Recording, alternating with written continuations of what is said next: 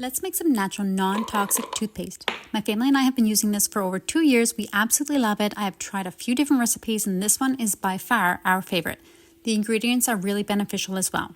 You start with calcium carbonate powder and it's 2.5 tablespoons. Next you'll use xylitol, which is a sweetener, and you'll use 1.5 tablespoons. Then you'll add in baking soda, 1 tablespoon. Give that a good mix together.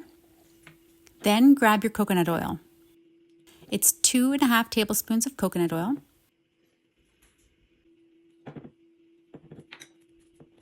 Now here is where you want to mix it really well together, get it all blended, make sure there is no powder left loosely.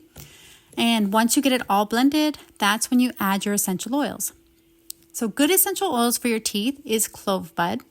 I add 5 drops. So I use that one and then either spearmint or peppermint. Today I'm going to use spearmint. Then with the spearmint, I add 15 drops. Then just mix really good together, getting all the oils mixed well through. Grab your little container and fill it up.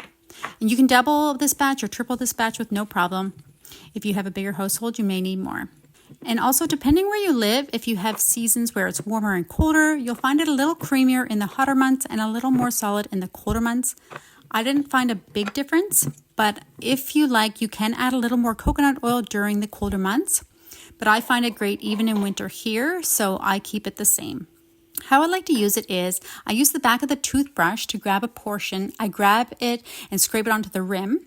Then I turn it around and use the bristles to grab that portion. This way I found it, I'm not digging my bristles into the mixture, which makes it a lot easier to fill the brush.